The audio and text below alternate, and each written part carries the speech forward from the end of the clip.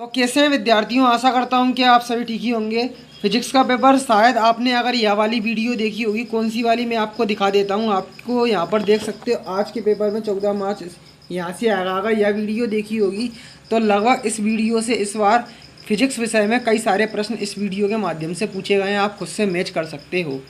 तो देखो विद्यार्थियों, यहाँ पर मैं कक्षा 11वीं की जीव विज्ञान की अब आपकी परीक्षा को बहुत ही ज़्यादा बेहतर बनाने के लिए एक मॉडल पेपर जो कि काफ़ी यहाँ पर वायरल हो रहा था, तो मैंने सोचा कि इस मॉडल पेपर की अगर वीडियो बनाकर विद्यार्थियों तक शेयर की जाए तो विद्यार्थियों की कम समय में काफ़ी बेहतर अच्छी तैयारी हो जाएगी। तो देखो विद्यार्थियों, अगर इस मॉडल पेपर को आप पूरी तरह से पूर्ण रूप से लगा लेते हैं तो अपन जैसी फिजिक्स की एक इम्पोर्टेंट क्वेश्चन की सीरीज लेकर आए थे, उसी प्रकार से यहाँ पर जीव विज्ञान की भी सीरीज लेकर आएंगे।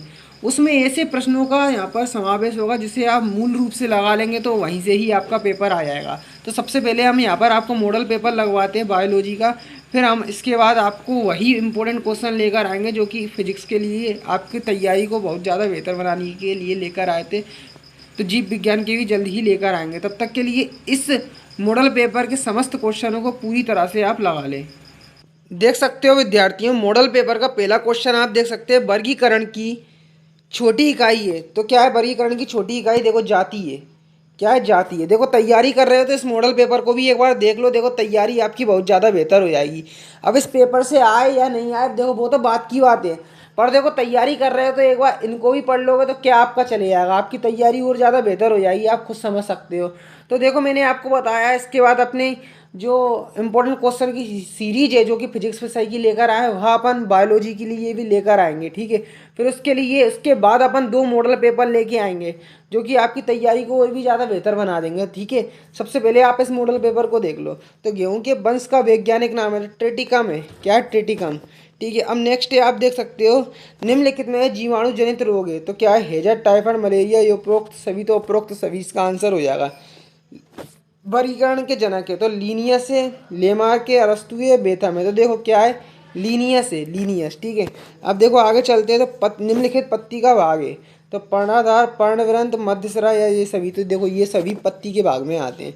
रॉबर्ट ब्राउन ने किसकी खोज की थी? केंद्रक कोशिका, कोशिका द्रव, प्लाज्मा झिल्ली। तो इसका आंसर क्या हो जाएगा? केंद्रक। ठीक है, अब देखो रिक्त स्थान की पूर्ति करना है। तो देखो एक संरचना जो भ्रूण और गर्भाशय के बीच संवहनी संबंध बनाती है वह कहलाती है, तो अपरा कहलाती है। ठीक है, अब बिना निषेचन के फल बनने की प्रक्रिया कहलाती है, तो पार्थेनोकॉपी। ठीक है, बीजांड का विकास हुआ था भ्रूण कोश से हुआ था। ठीक है, अब देखो मेंडल ने वंशानुगत के कुल नियम प्रस्तावित किए थे, 3 किए थे। ठीक है, अब मानव युग्मन की गुणसूत्रों की संख्या होती है 46 जोड़ी गुणसूत्र होते हैं। ठीक है, माता स्त्राव, दुग्ध, प्रथम दुग्ध कहलाता है कोलेस्ट्रॉल या कोलेस्ट्रॉल कहलाता है। ठीक है, अब देखो जीव जीवन की उत्पत्ति जल में हुई है तो कथन सत्य है।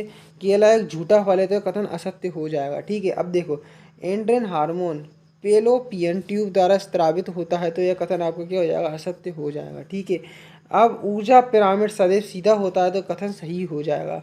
अब देखो मिलर ने प्रयोग में मीथेन, अमोनियम, हाइड्रोजन को मिश्रित किया तो यह कथन आपका क्या हो जाएगा? सत्य हो जाएगा। ठीक है, क्या हो जाएगा? सत्य।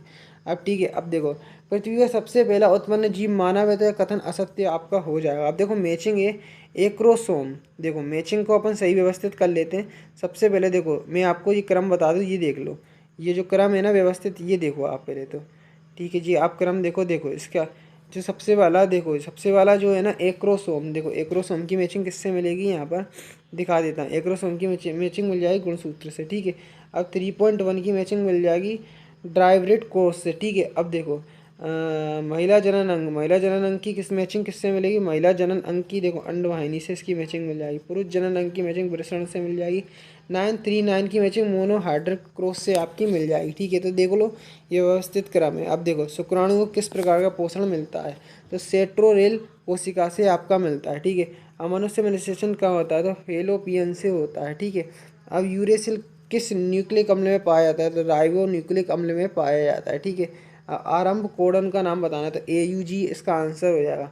गुणसूत्र का वंशानुगत का सिद्धांत किसने दिया था? शरण बोवेरी ने दिया। अब देखो जी जो आप पेपर देख रहे हो ना, इसका हम अगर आपको PDF फाइल अपने मोबाइल में देखो जनरेट करना है, डाउनलोड करना है, देखो आपको कुछ नहीं यहाँ पर सर्च करना होगा, आपको लिखना होगा class 11th biology paper, class 11th biology paper, class 11 biology paper, पीछे हिमालय सर लिख के सर्च कर देना है, हिमालय सर।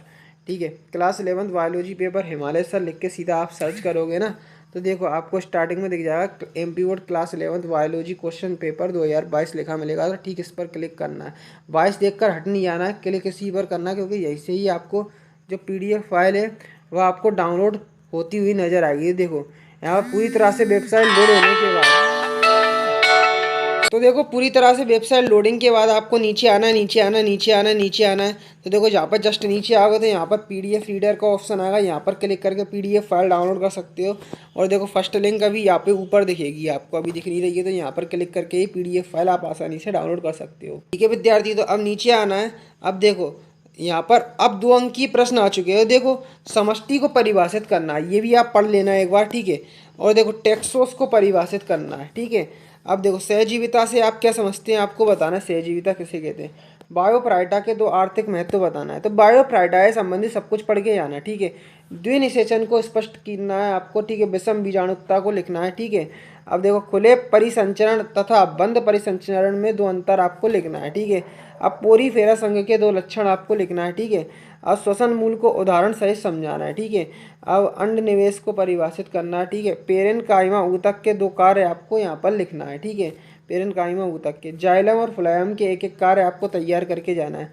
संयोजी ऊतक को आपको परिभाषित यहाँ पर करना है। ठीक है, अब देखो अथवा में देखो अमीनो अम्ल का संरचनात्मक आपको सूत्र लिखना है।